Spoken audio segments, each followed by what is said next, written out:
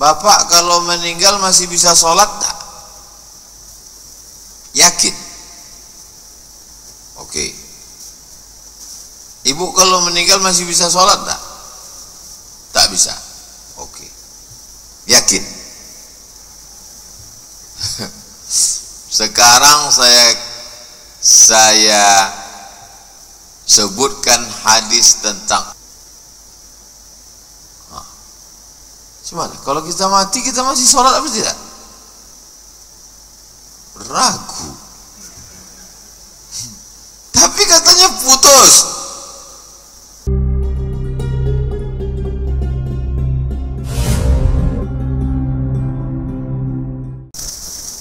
Kalau mati saya, Bapak doakan dari sini, Allahumma firlahu warhamhu wa'afi wa'afanhu, sampai apa tak sampai? Bapak kan bukan amal saya, ibu kan bukan amal saya.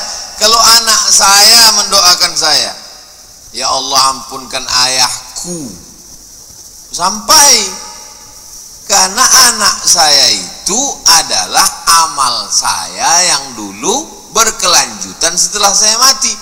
Tapi bapak bukan amal saya, ibu bukan amal saya.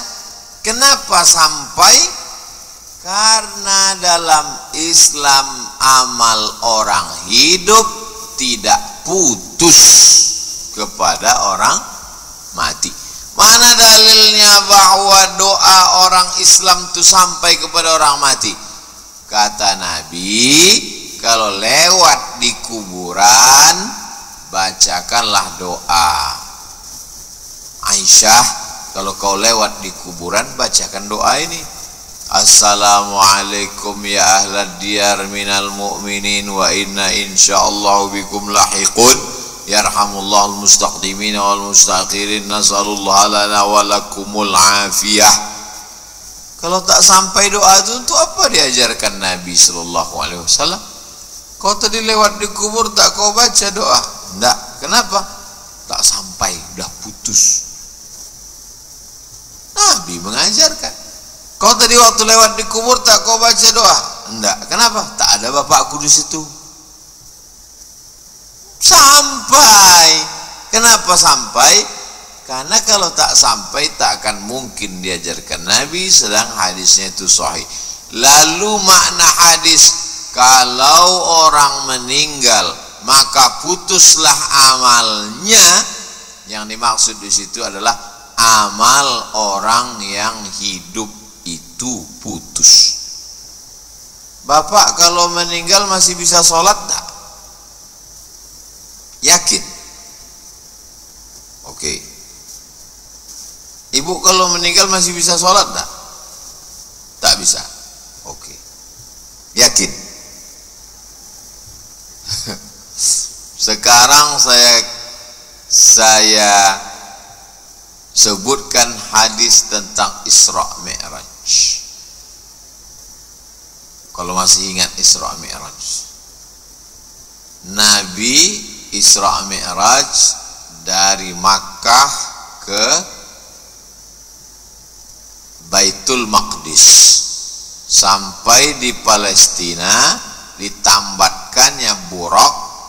Habis itu dia masuk ke Masjid Al-Aqsa dan dia sholat.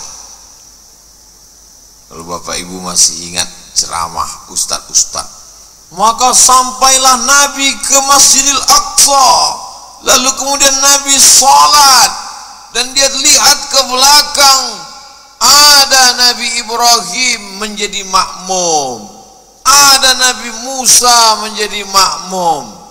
Pertanyaannya, Nabi Ibrahim masih hidup atau sudah meninggal?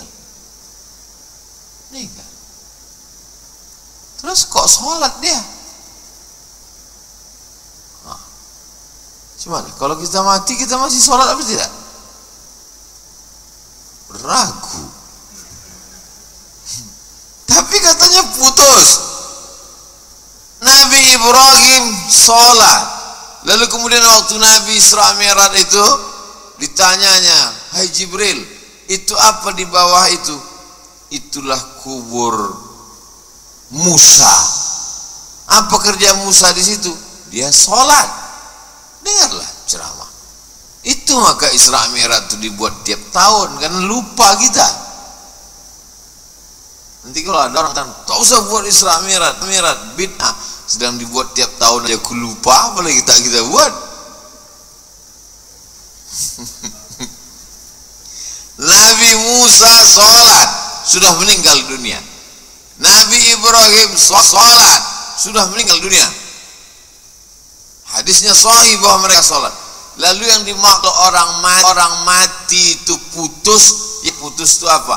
Yang putus itu adalah amal taklifi.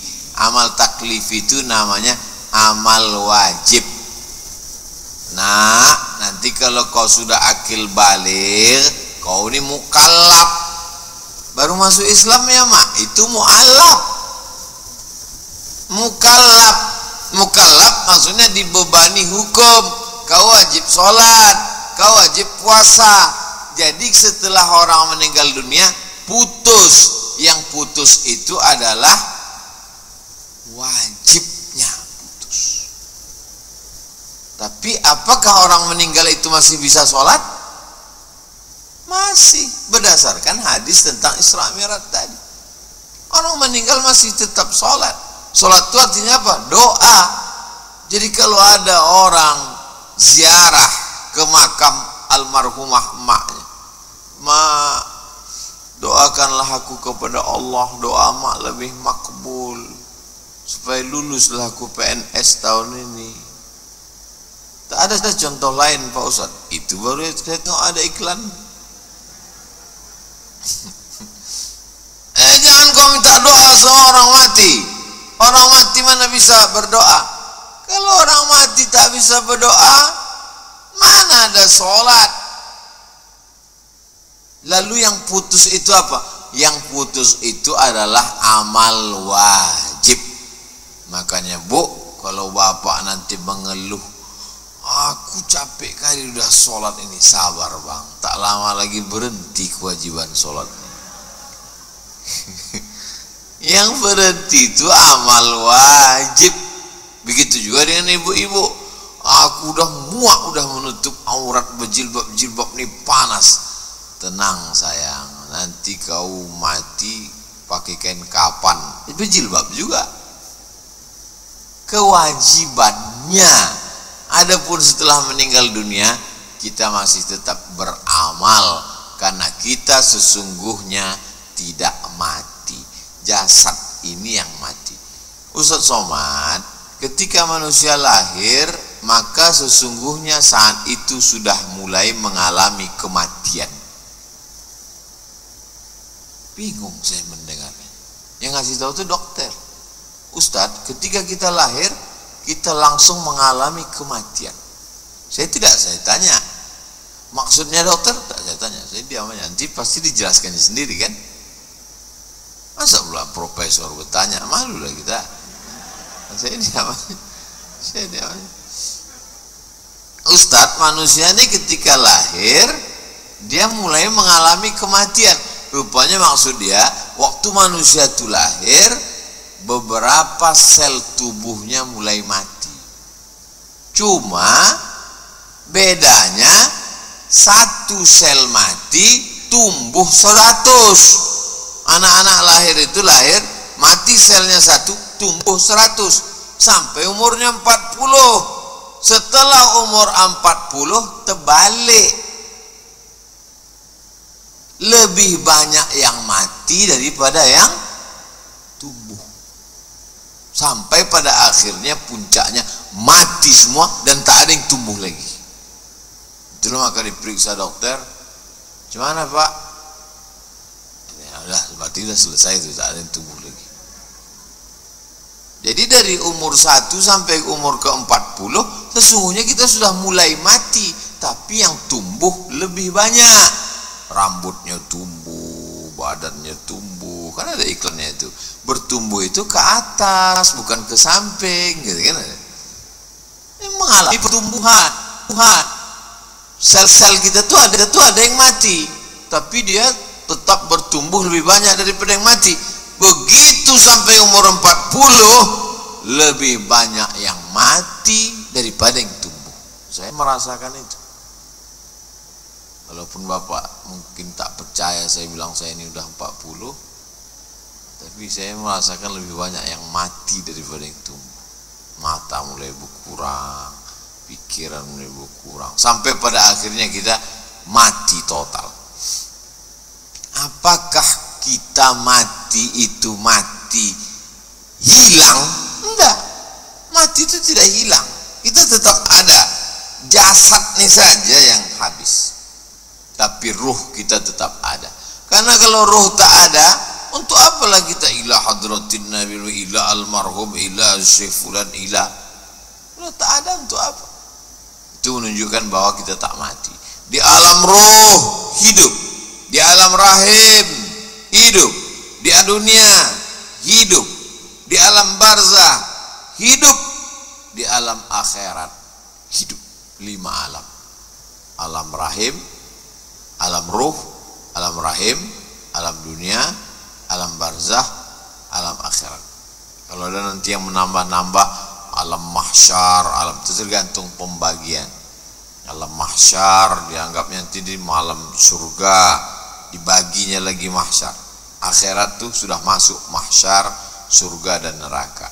Jadi pada hakikatnya kita ini adalah hidup, hanya saja jasad ini yang mati, tapi nanti kemudian jasad ini pun hidup, bangkit lagi. Karena kalau cuma masuk surga ruh, saya tak mau. Masuk surga ruh itu kan dia mimpi itu. Makanya disebutkan surga itu nanti kita masuk ke dalamnya ada air, jannatin, kebun-kebun, tajri min tahtihal anhar, mengalir air-air. Yang namanya kebun-kebun rindang, kenapa surga itu disebut kebun? Supaya cahaya matahari tak sampai ke bawah, tertahan oleh daun-daun di kebun yang cantik itu. Yang namanya kepanasan, kedinginan, itu yang mengalaminya itu jasad, bukan ruh. Oleh sebab itu kita masuk surga itu ruh bersama dengan jasad, hidup dia balik. Sulitkah bagi Allah menghidupkan jasad ini lagi? Innama amruhu iza arada syai'an ayyakula lahu kun fayakun. Hidup kita balik menghadap Allah. Itulah pembahasan tentang yang sampai kepada orang meninggal dunia dari buku 37 masalah populer. Selama saya mengajar di masjid, di surau, di langgar, di musola, di sekolah, di hotel, di kampus, itu aja yang ditanyakan jamaah. Sampai apa tidak puasa? Sampai apa tidak puasa? Sampai saking muaknya saya menjawab, masa saya mau jawab, kau pikir aku udah pernah mati? Nah, akhirnya saya kumpulkanlah dalil-dalil itu, saya satukan jadi buku. Tradisi kita biasanya kalau mau mengamalkan sesuatu, Ustadz ijazahkanlah buku, ijazahkanlah zikir. Ajaztukum jami'a marwiyati wa muallafati wa muhadarati. Aku ijazahkan semua buku-bukuku, semua riwayat-riwayat, zikir, doa, semua hadis-hadis, semua isi-isi ceramah yang sudah kusampaikan selama ini kepada seluruh bapak-bapak, ibu-ibu, kaum muslimin muslimat. Semoga bermanfaat buat dunia akhirat insyaallah. Amin ya rabbal alamin.